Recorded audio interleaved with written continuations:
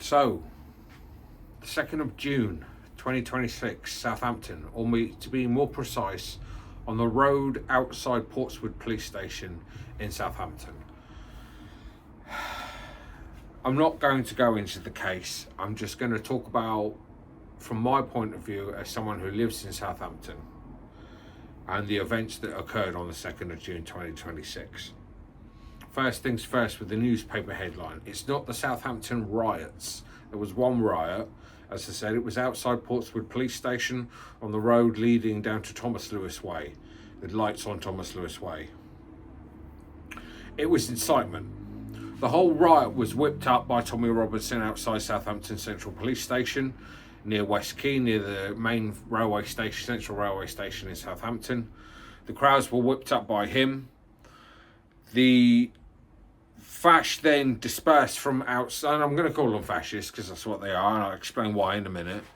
They dispersed from outside Southampton Police Station, and some of them marched to Portswood Police Station in Portswood, which is a borough just outside the city centre. It's quite a way outside the city centre, not miles, but it's a way outside the city centre.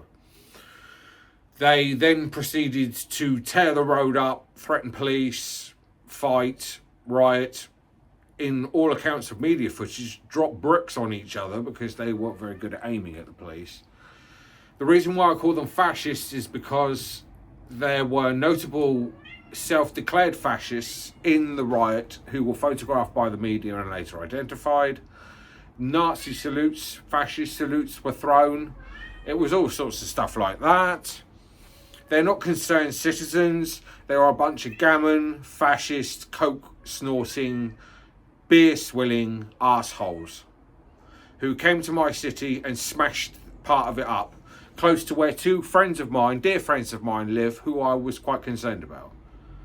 They had the police helicopter out all night, and it's all over the news, and now people think all over the world that Southampton is full of a bunch of fascists. We're all racist fascists. We're not, because most of the people who attended that demonstration came from outside the city, arriving at Southampton Central Railway Station and then converging on the police station. And Tommy Robinson's not from Southampton, and the person who incited it, called Nigel Farage, isn't from Southampton. It's a wonder he's from Clacton as their MP. He doesn't hold any surgeries. The vast majority of people of Southampton stayed indoors, stayed away. We knew what was coming. Some of us wanted to go and counter-demonstrate, but I keep thinking the days of the Battle of Cable Street in 35, 36, they're long gone. You get the protests in outside hotels and you get counter-protests, but when the fash descend on your city, there is no mass of people blocking the streets to stop them from marching down them.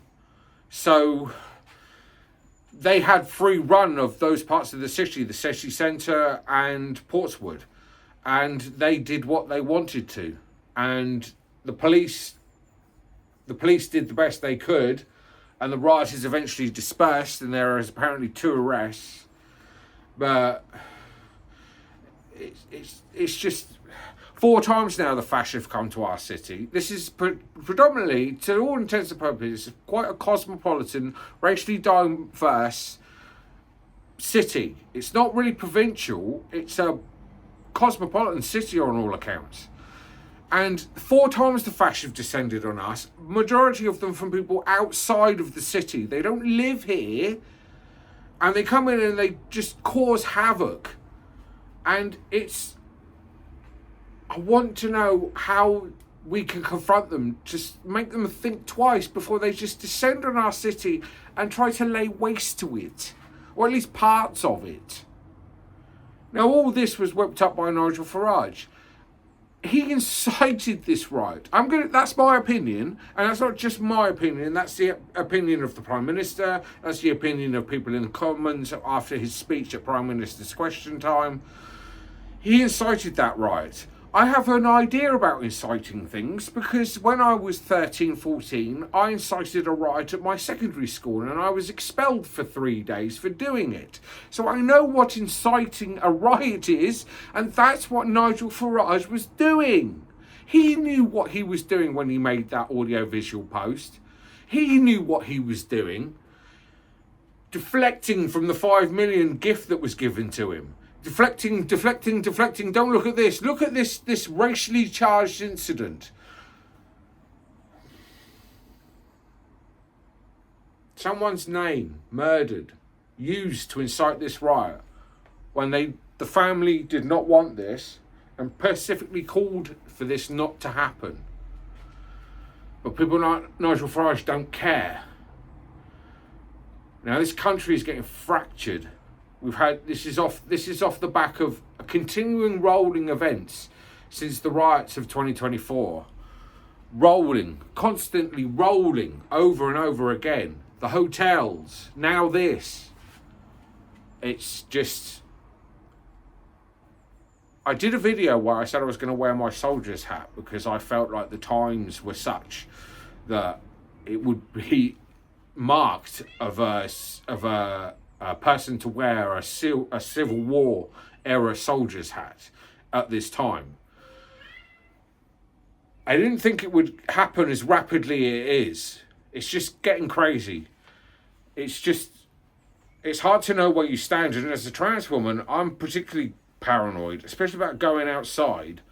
It's not safe for anybody, whether you're a Muslim or a person of colour, or if you're a trans woman, or you're an obvious trans man, or non-binary, or whatever, or however you dress, however you present in society.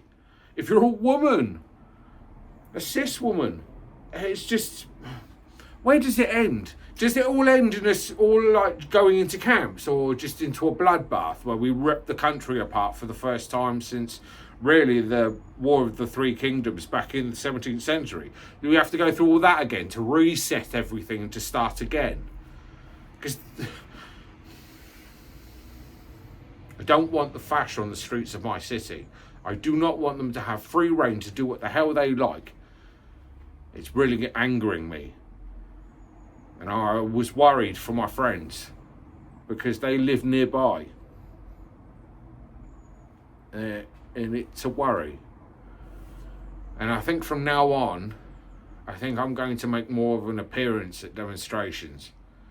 For now, I've been just doing the trans stuff, the trans protests, because it does affect me personally. I've been on joint supporting Palestinians and trans rights protests.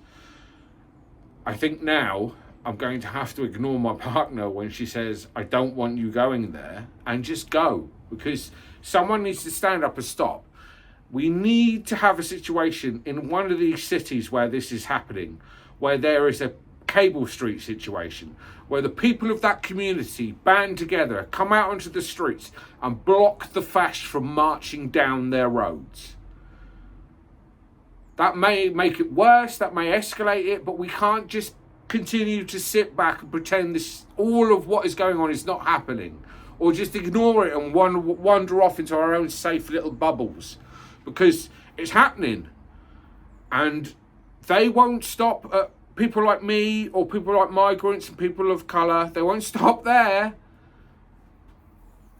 And they have a really strong ability that these people may actually get into government. They may actually get into government in the next 3 years. They're already in charge of local government, making a shit show of that. We need to be open-eyed and wide awake and call them what they are. They are fascists. And as George Orwell said, if you tolerate this, then your children will be next. So we've got to stop it now. Please like, share and subscribe.